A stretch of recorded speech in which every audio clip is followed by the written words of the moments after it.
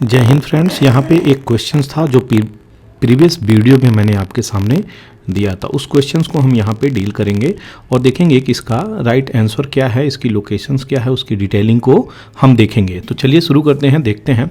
तो 10 degree channel किसको separate करता है, ये क्वेश्चंस यहाँ पे आया हुआ था। तो आपके यूपीएससी का प्रीवियस ईयर क्वेश्चन था जो कि इंपॉर्टेंट है और यहाँ से स्टेट पीसीएस का फेवरेट बन जाता है। वो लोग भी यहाँ से एरिया अपना ढूंढ लेते हैं और वहाँ से क्वेश्चन बनाना बिल्कुल छोड़ते नहीं हैं, वो बनाना शुरू कर देते हैं। तो इसलिए इसका लोकेशंस देखना अत्यंत ही इम्पॉर्टेंट है।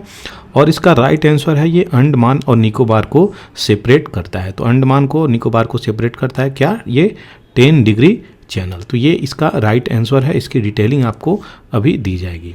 दूसरा जो क्वेश्चन है, ये प्रोग्राम प्रोजेक्ट को और उसकी मिनिस्ट्री के साथ क्या रिलेशन है, राइट आंसर है कि नहीं, उसका ये डिटेलिंग दे रहा है। तो यहाँ पे यही चीज़ें दिखाई गई हैं। तो drought prone area ministry of agriculture है कि नहीं है, तो यहाँ पे सारा का सारा यहाँ पे गलत है। उसका राइट आंसर है डी। तो इसकी डिटेलिंग को सबसे पहले हम देखेंगे, फिर आगे बढ़ेंगे।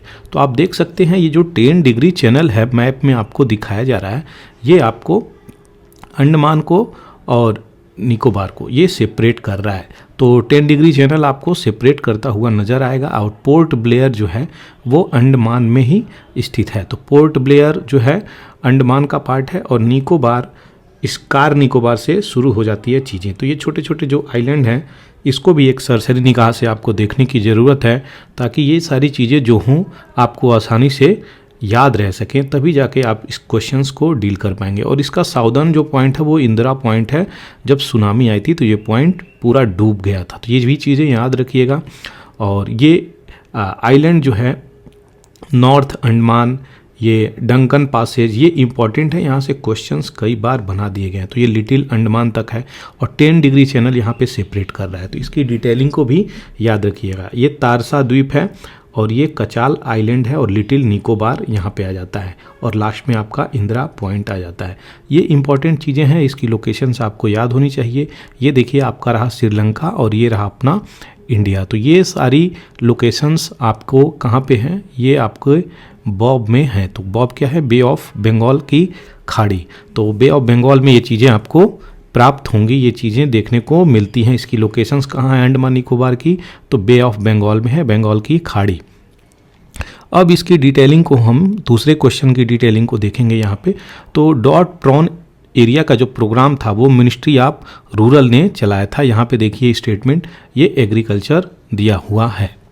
और दूसरा जो है डेजर्ट डेवलपमेंट प्रोग्राम, ये स्टार्ट किया था 77-78 में। इसको नेशनल कमीशन ऑन एग्रीकल्चर ने चलाया था। और यहाँ पे क्या दिया हुआ है, इन्वायरमेंट एंड फॉरेस्ट दिया हुआ है। तीसरा जो स्कीम है प्रेजेंटली इम्प्लीमेंट किया जा रहा है वो कॉमन गाइडलाइंस के आधार पे वाटर शेड डेवलपमेंट प्रोजेक्ट, किसके द्वारा, national rain fade area authority NRAA के द्वारा। तो यहाँ पे ये भी क्वेश्चंस गलत हो जाते हैं, स्टेटमेंट गलत हो जाते हैं, इसलिए राइट आंसर इसका डी है। तो ये आपको याद होना चाहिए, तभी जाके आप इस चीज़ को सही तरीके से कर पाएंगे।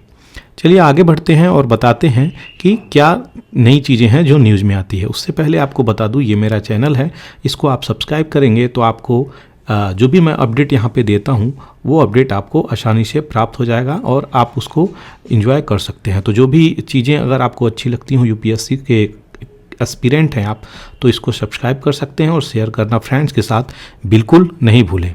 चलिए यहाँ पे देखते हैं नई चीज़ें। तो यहाँ पे वैली में बर्फ़ जमी हुई है और ये कहाँ पे है, ये लाहौल स्पीति। लाहौल स्पीति कहाँ है, आपके एचपी में पड़ता है, हिमाचल प्रदेश में, जो कि 500 व्हीकल यहाँ पे अभी फंस गए हैं। और एक टनल है अटल टनल रोहतांग, और ये हिमाचल प्रदेश में आता है। तो अटल टनल अभी रिसेंटली न्यूज़ में भी है, तो इससे क्वेश्चंस कई बार स्टेट पीसीएस बना देते हैं, इसलिए इसका लोकेशंस आपको पता होना चाहिए। न्यूज़ आती है इमरान खान साहब को। तो इमरान खान साहब को अभी रिसेंटली अरेस्ट कर दिया गया है और ये अरेस्ट पाकिस्तान में हुए हैं, इस्लामाबाद के आसपास इनको अरेस्ट कर दिया गया। तो इन पे हाई करप्शंस के चार्जेस लगा के इनको अरेस्ट करा दिया गया है। और वहाँ की जो अथॉरिटी है NAB, तो नेशनल अकाउंटेबिलिटी ब्यूरो, एक CBI की तरह ही है वहाँ की, ये चीज़ें वहाँ पे देख रही है। तो देखते हैं वहाँ पे क्या होता है। बहुत सारे रेंजर लोग देख सकते हैं आप यहाँ पे, ये रेंजर इनको घेरे हुए हैं ताकि इनकी सही तरीके से चीज़ें हो सकें। आगे बढ़ते हैं, न्यूज़ को देखते हैं। तो ये ग्रीन क्रॉस हेयर्स ये क्या चीज़ें हैं? तो सबसे पहले आपको मैं ध्यान केंद्रित करवाना चाहूँगा, ये CBAM क्या है। तो बहुत इंपॉर्टेंट है, यहाँ से UPSC बिल्कुल चांसेस हैं कि क्वेश्चंस बना दे, क्योंकि अभी नहीं बनाएगा तो अगले साल बना देगा, लेकिन क्वेश्चन तो बनाने हैं इसको, क्योंकि ये इंपॉर्टेंट टर्म लेके आया है जिसके कारण वर्ल्ड में जो प्रॉब्लम निकल के आ रही है, जो भी डेवलपिंग कंट्री हैं और इमर्जिंग इकॉनमी है, वो कहीं ना कहीं इससे प्रॉब्लम फेस करेंगी ही करेंगी। तो यहाँ पे क्या इशू बताया जा रहा है, उस इशू को हम देखेंगे। तो कार्बन बॉर्डर एडजस्टमेंट मैकेनिज्म ये किसका है? तो आपको पता होना चाहिए यूरोपियन यूनियन का है। किस चीज़ के लिए? तो ये कार्बन टैक्स इम्पोज करने के लिए कार्बन टैक्स इम्पोज करेगा। किस पे? जो भी ऐसे प्रोडक्ट बने होंगे जो ग्रीन एनर्जी से नहीं बने होंगे, रिन्यूएबल एनर्जी से नहीं बने होंगे, उसकी मैन्युफैक्चरिंग और प्रोडक्शंस हुई होगी, ऐसी कंट्री में अगर यूरोपियन कंट्री में ये प्रोडक्ट जाते हैं तो उस पर वो कार्बन टैक्स लगाने का बात करता है। वही एक टर्म लेके आया है, कार्बन बॉर्डर एडजस्टमेंट मैकेनिज्म, ये चीज़ें लेके आया है। तो वो ड्यूटी लगाएगा इस पे और डिटरमाइन करेगा कब से, ये ऑलमोस्ट जनवरी 26 से बातें बोली जा रही हैं, जो कि ये एक तरीके से मानी जाए तो ये गलत है। क्यों गलत है उसके पीछे भी मैं अपना एक लॉजिक देता हूँ। कोई भी इंडस्ट्रियल रिवोल्यूशंस आया है, चाहे वो यूरोप में हुआ है, चाहे वो एशिया में हो रहा हो, तो यूरोप में अगर आया है 1750 के आसपास से शुरू हुई, 1850 पे बूम मार जाती है। ये यूरोपियन यूनियन की यूरोप की कहानी है। तो इंडस्ट्रियल रिवोल्यूशन जब हुई वहाँ पे वो हर प्रकार के, चाहे स्टीमर हो, चाहे कोल प्रोडक्शंस हो, चाहे आयरन की प्रोडक्शंस हो, चाहे हर प्रकार से कोई भी चीज़ों का वो इंडस्ट्री का इस्तेमाल किए हैं, तो वहाँ पे वो पोल्यूशंस मचाए हैं। आपको याद होगा जब वहाँ की लंदन की थेम्स नदी है वो आपके यमुना से भी गंदी एक समय थी, बहती थी। क्यों? क्योंकि वहाँ पे इंडस्ट्री सेटअप हो गई थी और वो चीज़ें उस वक्त की पोल्यूशन मचा रही थी। आज की डेट में अगर बात करें तो लंदन की जो थेम्स नदी है, वो लंदन की थेम्स नदी आज बहुत क्लियर और क्लीन नज़र आती है। उसका कारण ये है कि वहाँ से चीज़ों को शिफ्ट कर दिया गया और जो भी डिस्चार्जेस पड़ते हैं उसको ट्रीट करता है। तो वहाँ का चीज़ें ट्रीट करने के बाद, कुछ समय बिताने के बाद, अच्छी पॉलिसी लाने के बाद वो चीज़ें साफ़ हुई, सही हुई। इसी तरीके से हम लोग अभी डेवलपिंग इकोनॉमी में हैं, हम लोग भारत की इमर्जिंग इकोनॉमी है देश में। तो डेवलपिंग से एक स्टेप हम लोग आगे चले गए हैं, तो हम लोगों की इमर्जिंग इकोनॉमी मानी जा रही है। इमर्जिंग इकोनॉमी भारत की अगर मानी जाती है तो इसकी क्या चीज़ें हैं, आप अभी हमारे ऊपर ऐसे सैंक्शंस लगा देंगे और हम कोई भी चीज़ का जो भी फॉसिल फ्यूल है उस एनर्जी का इस्तेमाल करके प्रोडक्शंस हम सही से नहीं कर पाएंगे, तो हम कैसे डेवलप करेंगे अपने आप को? आप बताइए। आपने वहाँ की चीज़ों को डेवलप किया, पोल्यूशन मचाया, फिर वहाँ से निकल गए, लेकिन हम अभी उसी पे रिलाई कर रहे हैं। तो इसलिए सडन यहाँ से शिफ्ट होना कहीं ना कहीं प्रॉब्लम को क्रिएट करेगा। ऐसी चीज़ें यहाँ पे दिखाई जा रही हैं। तो एक क्लीनर प्रोडक्शंस की बात करी जा रही है कि रेस्ट ऑफ द वर्ल्ड इस पे आए धीरे धीरे, और सिग्निफिकेंट जो थ्रेट है इंडिया के बिगेस्ट एक्सपोर्ट की, ये जी चीज़ें यहाँ पे सामने निकल के आ रही हैं। तो हम कैसे अपनी चीज़ों को आयरन और स्टील ये सब चीज़ों पे कैसे क्या करेंगे, यही प्रॉब्लम यहाँ पे आ रही है। क्योंकि हम लोग कहीं ना कहीं आयरन और स्टील का प्रोडक्शंस भी करते हैं और एक्सपोर्ट भी करते हैं, तो हम कैसे इसके डील करेंगे, ये भी एक इम्पॉर्टेंट बातें हैं। It is critical that centre reacts with greater alacrity. तो सेंटर जो है अपनी कम से कम इस पर रिएक्ट करी है और रिएक्ट करके ये बताई है कि ये तो गलत बात है, आप लोग अपना डेवलपमेंट कर लिए और यहाँ पे हम लोगों को ट्रेड करने में भी बहुत सारी प्रॉब्लम हो रही है। तो यहाँ पे ग्रीन वॉशिंग एक टर्म है, ये टर्म भी UPSC यूज करता है, तो आप इस टर्म का भी याद रखिएगा। ये भी एक इम्पॉर्टेंट यहाँ से क्वेश्चंस बना सकता है। ये third of India's iron, steel, aluminium export, ये जो चीज़ें एक्सपोर्ट हो रही हैं वो कहाँ पे हो रही हैं? यूरोपियन यूनियन मेंबर्स में हो रही हैं। यानी यूरोपियन यूनियन जो भी कंटिनेंट है वहाँ पे हम कर रहे हैं, इंजीनियरिंग प्रोडक्ट कर रहे हैं, लार्जेस्ट एक्सपोर्ट हो रही है, ग्रोथ ड्राइवर दिखी जा रही है, ये सारी चीज़ें हो रही हैं। तो हम लोग कहीं ना कहीं इम्पैक्ट बहुत ज़्यादा होने वाले हैं अगर ये चीज़ें आती हैं तो। ग्रेजुअली बात करी जाए तो ग्रीनर टेक्नोलॉजी की तरफ तो बढ़ ही रहे हैं। ट्रांजिशन को पाने के लिए हमें समय की आवश्यकता है, जो ये मात्र 2026 तक देने की बातें बोल रहे हैं। तो यह एक खतरनाक चीज़ है किसी भी देश की इकोनॉमी को डेवलप करने के लिए ये कहीं ना कहीं हैम्पर करेगी हमारी डेवलपमेंट को। हमें भी कभी ये चीज़ें करके ही आगे बढ़नी पड़ेगी, क्योंकि हमारे पास कोई अल्टरनेट सोर्स ऑफ एनर्जी अभी सडन नहीं है हमारे पास। हम लोग धीरे धीरे ही ट्रांजिशन के रूप में आ सकते हैं, नहीं तो हम लोगों की भी हालत कहीं ना कहीं श्रीलंका जैसी हो जाएगी। तो इसलिए आराम से चीज़ों को लेके चलने की आवश्यकता है, न कि 2-4 साल में हम कोई चीज़ को बदल सकते हैं, ऐसी चीज़ें बोली जा रही हैं। आगे बढ़ते हैं। यूरोपियन बिलीव करते हैं कि कार्बन टैक्स जो है कंपैटिबल है वो वर्ल्ड के ट्रेड के साथ और सारे ऑर्गेनाइजेशन के साथ, लेकिन इंडिया जो है इसको एक चैलेंज के रूप में देख रहा है, ऐसा वो बिलीव कर रहे हैं। फ्रेमवर्क जो हुआ है इस पे डिस्कशन हुआ है, लेकिन ऐसी चीज़ों को कैसे करना चाहिए, एक डिफ्रेंशिएटेड रिस्पॉन्सिबिलिटी देनी चाहिए किस पे, डेवलपमेंट और डेवलप्ड और डेवलपिंग नेशंस के ऊपर। तो मान लीजिए जो डेवलप्ड कंट्री हैं जैसे यूरोपियन यूनियन वेस्ट कंट्री हैं, और जो डेवलपिंग हैं एशियन कंट्री हैं, उनके ऊपर अलग अलग रिस्पॉन्सिबिलिटी देनी चाहिए, ना कि एक टाइम पीरियड में फिक्स कर देनी चाहिए, ऐसा बोला जा रहा है। तो इंडिया का जो रोल है वो प्ले होना चाहिए, और इसको कैसे डील कर सकता है, क्योंकि इंडिया G20 का मेंबरशिप अपने यहाँ होस्ट कर रहा है, G20 होस्ट कर रहा है, और SCO की भी मीटिंग इंडिया में हुई है। तो ये सारी चीज़ें निकल के आ रही हैं। अब देखते हैं CBAM को किस हद तक इस चीज़ों को हम आगे बढ़ा सकते हैं, जो कि एक चैलेंजिंग टास्क रहेगी भारत में इसको। अब हम डिटेल देखेंगे केवल CBAM की, इसकी बैकग्राउंड में जाके कि ये CBAM की डिटेलिंग क्या है। तो हम सबसे पहले ये देखते हैं CBAM क्या है। तो कार्बन बॉर्डर एडजस्टमेंट मैकेनिज्म है, किसके द्वारा लाया गया है, तो यूरोपियन यूनियन इस कंसर्न को रेज किया है। किस चीज़ के लिए, क्लाइमेट एम्बिशंस को ठीक करने के लिए, जो भी क्लाइमेट प्रॉब्लम हो रही है, क्लाइमेट चेंज हो रही है, उसको ठीक करने के लिए ये लेके आया है। There is risk of so called carbon leakage, तो इसको कार्बन लीकेज की भी इसमें मानी जाती है। और कार्बन लीकेज क्या है कि मान लीजिए मतलब लूप होल बोली जा रही है, कहीं ना कहीं इसमें भी हो सकता है। There is a risk of so called carbon leakage.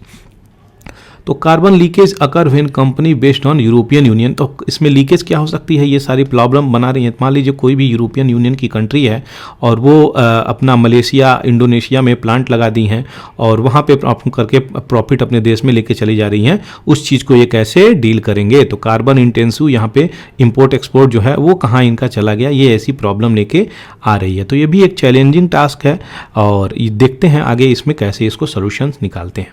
CBAM एक लैंडमार्क है, और इसको बोला जा रहा है कि फेयर प्राइस होगी सभी लोगों पे, और जो भी कार्बन इमिट करेगा प्रोडक्शन के दौरान उसकी सारी चीज़ों को ये देखेगा और ट्रैक करेगा। ऐसी चीज़ें यहाँ पे निकल के आ रही हैं। Gradual introduction of CBAM is aligning with the phase out of the allocation of the free allowances. तो फ्री अलाउंसेस के एलोकेशन के आधार पे इसको रखी जाएगी, और इसको WTA के जो रूल्स और रेगुलेशंस है उसके आधार पे याद रखिएगा। अगर यहाँ पे बदल दे WHO कर दे, UNO कर दे, तो आपको याद होना चाहिए यहाँ पे WTO के रूल्स के अनुसार इसको डिजाइन किया गया और कंपैटिबल बनाने की बात चल रही है। आगे बढ़ते हैं। European Union import of goods covered by CBAM registered with national authority where they can also buy CBAM certificate. तो हम सर्टिफिकेट खरीद सकते हैं, सर्टिफिकेट खरीदेंगे तो जिसके कारण हमें अलाउंसेस मिलेगी, छूटें मिलेंगी, बहुत सारे रियायतें भी मिलेंगी। यूरोपियन यूनियन इंपोर्टर डिक्लेयर करते हैं इमिशंस को किस तरीके से कि इसको सरेंडर किया जाए, इस तरीके से सर्टिफिकेट आपको प्राप्त होगा और आपको बेनिफिट मिलेगी। तो carbon price has already been paid, अगर कार्बन इमिट कर रहे हैं तो वो प्राइस आप पेड कर देंगे, तभी जाके ये चीज़ें कहीं ना कहीं ये बैलेंस, ग्लोबली बैलेंस की बातें करी जा रही हैं। ये सारी चीज़ें इंपॉर्टेंट थी, सोचा मैंने आपको यहाँ पे डाल दूँ। आगे बढ़ते हैं। सीरिया का जो समस्या है यहाँ पे वो क्या है, सीरिया के लोग होम कमिंग कर रहे हैं। तो अरब वर्ल्ड जो है और सीरिया जो है कभी एक दूसरे के विपक्ष में रहा करते थे, अभी जो while keeping of the pressure on Assad, तो यहाँ पे दोनों एक टेबल पे कहीं ना कहीं पीस की वार्तालाप करते हुए दिखे।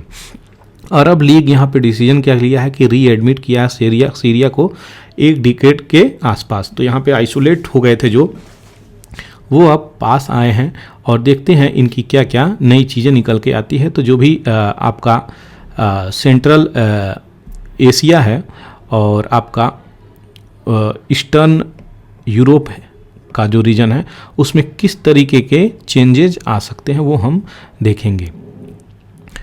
यहाँ पे और बात करी जा रही है कि Saudi Arabia which had rallied the Arab country to expel Syria in 2011। तो 2011 में सऊदी अरेबिया ने यहाँ पे रैली किया था कि सीरिया को बाहर निकाला जाए। पहले मैं बता दूं ये दोनों लोग आपस में एक दुश्मन रहा करते थे, जिसके कारण इनका बनता नहीं था। तो रिसेंटली चाइना ने यहाँ पे मीटिंग कराई और दोनों की बहुत कंट्री को यहाँ पे अभी रिसेंटली चाइना ने मिला दिया है। तो देखते हैं कैसी जियो पॉलिटिक्स चलती है। जियो पॉलिटिक्स अभी रिसेंटली बदल चुकी है। बात करी जाए यहाँ पे इन लोकेशंस की, तो यहाँ पे सारी चीज़ों को हम लोग उथल पुथल होते हुए देख रहे हैं आंखों के सामने। जो स्टेबिलिटी बनेगी वो समय के अनुसार बनती है, देखते हैं कैसे क्या होता है। तो सीरिया के जो प्रेसिडेंट हैं बशर अल असद, वो प्रैक्टिकली उस चीज़ को जीते, सिविल वार को जीते जो देश में सिविल वार चला था, और कहीं ना कहीं इन्फ्लुएंस किया यूएस को। ये सारी चीज़ें हम लोग देखें तो प्रोटेस्ट जो है सीरिया में 2011 में ये स्टार्ट हो गई थी, और अरब स्ट्रीट एक स्प्रिंग ये चीज़ें शुरू हुई थी अरब स्ट्रीट में। इस रेजिम की बात करते हैं तो हम क्या पाते हैं कि प्रोटेस्टर टूक up arms and got support from mister Asad. तो मिस्टर असद से ये आर्म भी उठाएं, ये आर्म शिम्यूशन उठाएं, और सब असद से सपोर्ट भी मिला। Assad regional rival such as Saudi Arabia, UAE, Qatar, Jordan, Turkey, ये सारे लोग इस किसके सीरिया के कहीं ना कहीं राइवल थे, विरोधी थे, इसके एंटी में रहा करते थे। लेकिन अभी चीज़ें कहीं ना कहीं बदल गई हैं। तो ये असद का रेजीम है वो रसिया, ईरान, हिजबुल्ला इन लोगों के द्वारा बैकिंग दी जाती थी, जो कि रिबेल जिहादिस्ट ग्रुप थी। तो आज के दौर में हम देखते हैं कि असद कंट्रोल कर रहे हैं मोस्ट ऑफ द कंट्री, और except Idlib in the north west. जो इदलीब रीजन है उस रीजन को छोड़ के ये सारी जगहों पे कंट्रोल कर रहे हैं।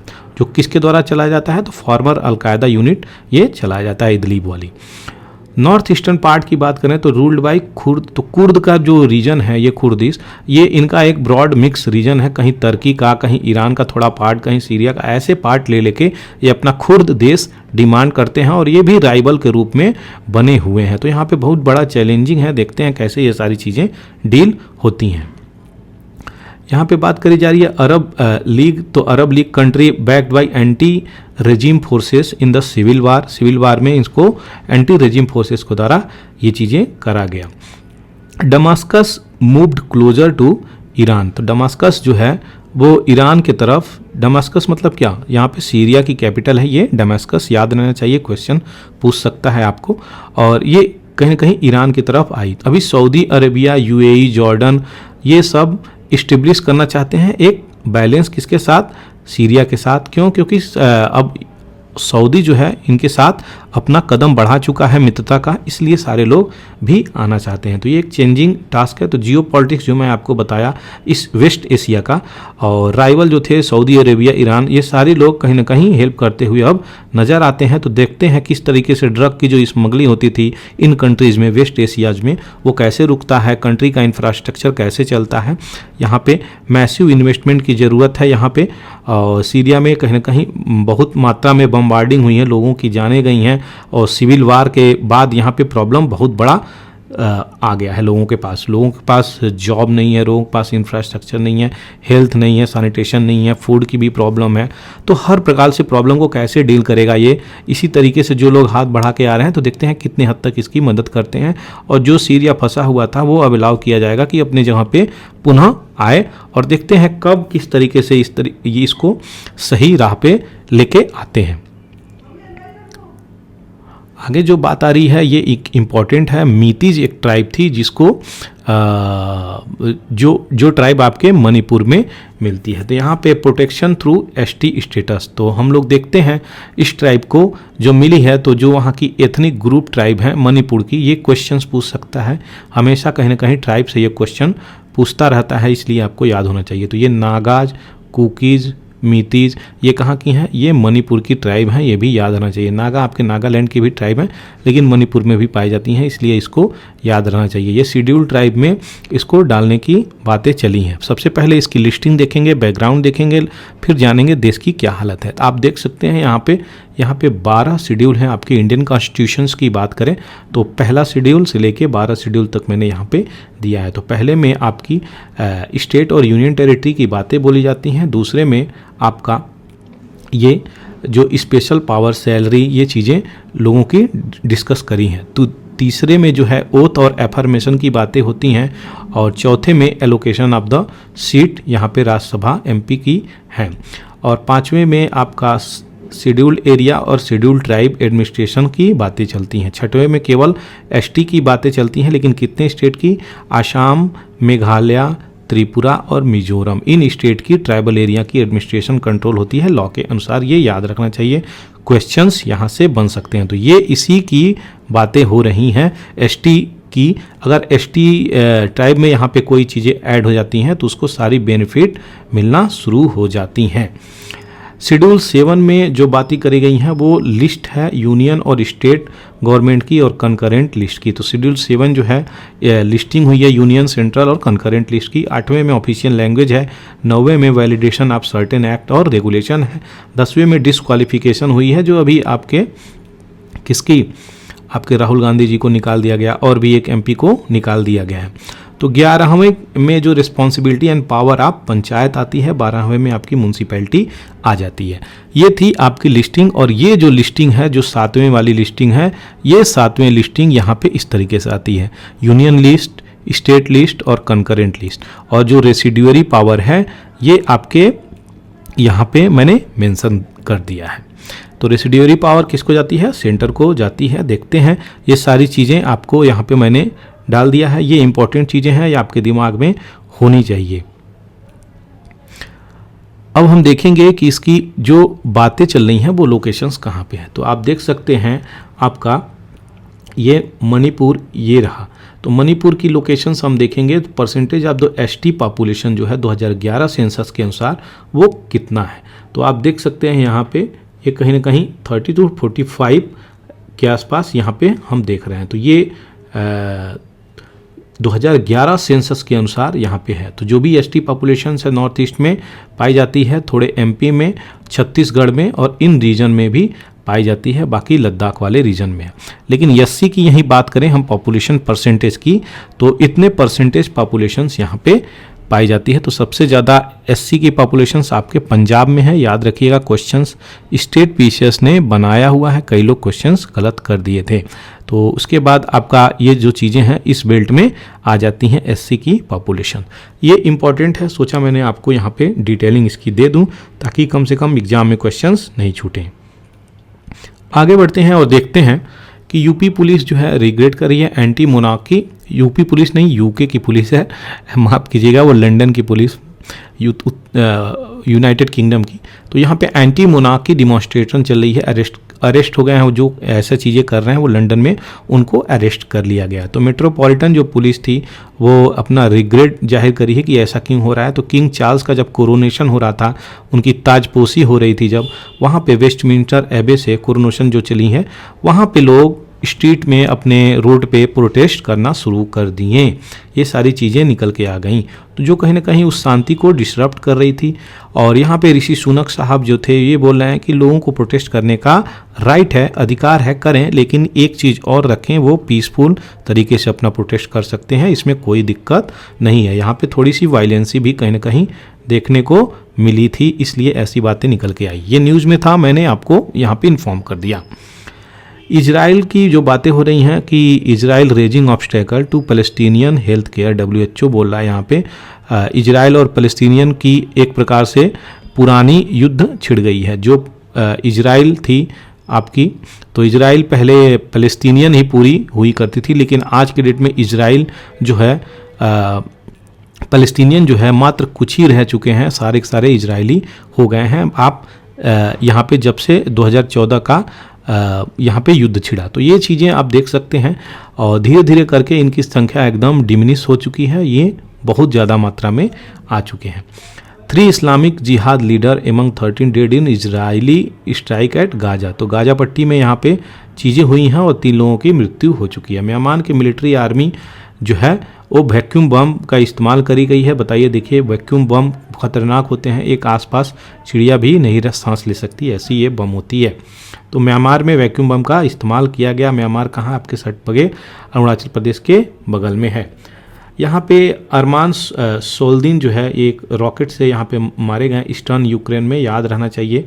अरमान सोल्दिन अगर क्वेश्चन पूछ दे तो ये न्यूज़ में चीज़ें चल रही हैं।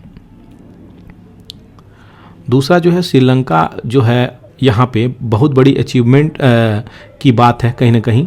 देखते हैं श्रीलंका किस तरीके से लीगलाइज करता है होमोसेक्सुअलिटी की। अब इसकी थोड़ी डिटेलिंग को हम देखेंगे तो ये जो सुप्रीम कोर्ट श्रीलंका का है वो ये चीज़ें डीक्रिमिनलाइजेशन की तरफ बढ़ाने को सोच रहा है, जो कि एक कठिन टास्क है। कहीं ना कहीं अगर कंजर्वेटिव लोग हैं देश में तो उसको किस तरीके से आप बैलेंस बना के चलेंगे कि कहीं ना कहीं कोई प्रॉब्लम भी ना हो, लोगों की सेंटीमेंट का भी ध्यान रख के ये चीज़ें हो सके, जो कि अच्छी बात है। अदरवाइज प्रॉब्लम देखिए कहीं ना कहीं ये चीज़ें होंगी तो हम लोग कैसे देखेंगे इस चीज़ को, ये कहीं ना कहीं प्रॉब्लम क्रिएट कर देंगी ऐसी चीज़ें अगर होती हैं तो।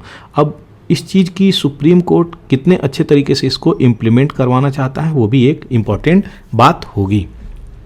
पार्लियामेंट में इसको डिबेट हुई है कि इस पर क्या वोटिंग करी जाए, कैसे इसको लेके चली जाए। लेकिन उससे पहले आपको एक चीज़ और बता दूं कि इसका जो सुप्रीम कोर्ट ऑफ श्रीलंका जो बातें करा है वो रेफरेंस किसका दिया है, 377 का है। ये इंडिया का जो केस आया है, आपको याद होगा कि Navtej Singh Johar versus Union of India, very important case ये नौतेज सिंह जोहर वाला। ये केस श्रीलंका कोर्ट ने, श्रीलंका के सुप्रीम कोर्ट ने कोर्ट किया है इस चीज़ को लाने के लिए। तो ये एक इम्पॉर्टेंट बात है, भारत के प्राइड की भी बात होती है। कहीं ना कहीं हम लोगों का इस्तेमाल ये लोग छोटे छोटे कंट्री में अपने केसेस को स्ट्रॉन्ग कराने के लिए कर रहे हैं। तो ये चीज़ें हैं और हम लोग कैसे इसको स्ट्रक डाउन किए और किस तरीके से हम लोग आगे बढ़ें, तो ये यहाँ पे एग्जाम्पल दिया गया है। तो DY चंद्रचूड़ जो है चीफ जस्टिस ऑफ इंडिया 2018 में, इन्होंने भी इस पे जजमेंट दिया था गे और लेस्बियन, ट्रांसजेंडर, बाइसेक्सुअल पे, और इसको यहाँ पे डिनाई किया गया था। ट्रूली इक्वल सिटीजनशिप होना चाहिए, इस तरीके की बातें यहाँ पे बोली गई थी। तो हम लोग भी कैसे इसको आगे लेके चल सकते हैं, यहाँ पे अपने जो भी क्यूयर कम्युनिटी हैं, जो भी LGBTQ कम्युनिटी हैं, सारी कम्युनिटी को इक्वल राइट्स, इक्वल रिस्पेक्ट मिलनी चाहिए। यहाँ पे ऐसी बातें श्रीलंका गवर्नमेंट बोल रही है। क्वेश्चन आए तो बिल्कुल नहीं छोड़िएगा कौन सी कंट्री नेक्स्ट अब 377 के आसपास भटक रही है, तो याद होना चाहिए। यहाँ पे न्यूज़ निकल के आ रहा है, PIB से मैंने न्यूज़ डाला हुआ है। 6th India Canada ministerial dialogue on trade and investment जो कंक्लूड किया गया है अभी रिसेंटली, वो याद होना चाहिए। तो ये गवर्नमेंट टू गवर्नमेंट कोऑर्डिनेशंस होगा, प्रमोट करेगी मिनरल सप्लाई और चैन रिजिलियंस के ऊपर। तो ये चीज़ें आपको याद होना चाहिए। ये देखते हैं, ये न्यूज़ में था तो मैंने इसको डाल दिया।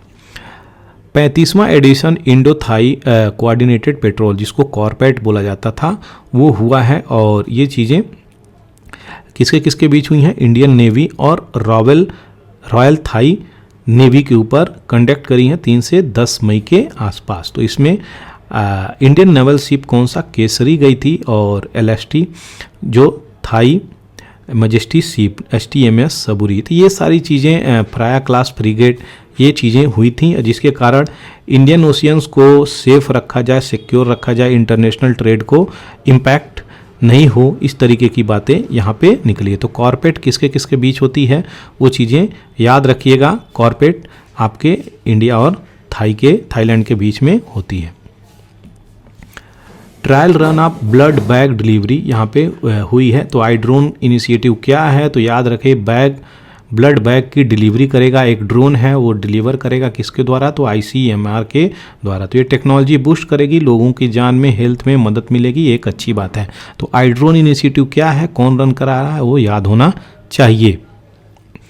We need to accomplish the local global initiative, doctor Pandey. तो ये लोकल ग्लोबल इनिशिएटिव क्या है, तो कंग्रेचुलेट कर रहे हैं Andrew Yule and company limited को। तो एंड्रयू यूल और कंपनी लिमिटेड को यहाँ पे कंग्रेचुलेट किया गया। क्यों, क्योंकि टी का एक्सपोर्ट जो है 431% बढ़ गई है प्रीवियस ईयर एक्सपोर्ट की बात करें। तो यह एक लोकल से ग्लोबल इनिशिएटिव किसकी है, तो मिनिस्ट्री ऑफ हैवी इंडस्ट्री इसका प्रचार कर रहा है। CSIR और निस्पर यहाँ पे ऑर्गेनाइज किए हैं मीटिंग, किस चीज़ का, वाटर, इन्वायरमेंट, कमेटी किसके अंदर में, तो स्वास्तिक इनिशिएटिव है। तो स्वास्तिक इनिशिएटिव किसका है, तो वाटर इन्वायरमेंट को लेके है, तो ये याद होना चाहिए। तो स्वास्तिक का फुल फॉर्म अगर पूछ ले तो भी आपको याद होना चाहिए, और ministry of science and technology के अंतर्गत ये चीज़ें आती हैं तो भी आपको याद होना चाहिए। तो यहाँ पे scientifically validated societal traditional knowledge Swastik का पूरा फुल फॉर्म है। तो ये किसको फोकस करेगा, ये भी चीज़ें आपको याद होना चाहिए, और किसके लिए है ये भी याद होना चाहिए, कौन सी मिनिस्ट्री कर रही है ये भी याद होना चाहिए। हरित सागर गाइडलाइंस यहाँ पे आई है जो कि इकोसिस्टम डायनामिक और पोर्ट डेवलपमेंट के बारे में यहाँ पे बात करेगी। तो हरित सागर किसके लिए है, यहाँ पे पोर्ट डेवलपमेंट के लिए है, उसकी सही तरीके से डेवलप कैसे करी जाए उसके बारे में है। तो सागर श्रेष्ठा सम्मान अवार्ड भी ये कन्फर करेगी, इसलिए यहाँ पे जीरो कार्बन एमिशन का जो गोल भारत ने लिया है 2070 में कैसे इसको अचीव करेगा, उसके लिए भी सारी प्लान बना के आगे बढ़ रही है। तो ये एक ऐसा इकोसिस्टम भारत तैयार करने का सोच रहा है जिसमें ग्रीन एनर्जी हो पोर्ट पर, और जो भी डेवलपमेंट हो ग्रीन एनर्जी से हो, ऐसी चीज़ें यहाँ पे बोली जा रही हैं। ये थी आज की पूरी द हिंदू एडिटोरियल एनालिसिस, आपको आपके सामने रख दी गई हैं। आप लोगों को ये चीज़ें अगर अच्छा लगा हो तो इस चैनल को सब्सक्राइब करना बिल्कुल भी नहीं भूलें, ताकि जो भी मैं यहाँ पे चीज़ें आपको देता हूँ वो आपको आसानी से मिल सके, ताकि अपडेट जो मैं यहाँ पे डालूँगा वो आपको सबसे पहले प्राप्त होगा। तो इसको चैनल को सब्सक्राइब करें और शेयर करना बिल्कुल भी नहीं भूलें। Thank you for watching. पूरा एकेडमी आपका स्वागत करता है।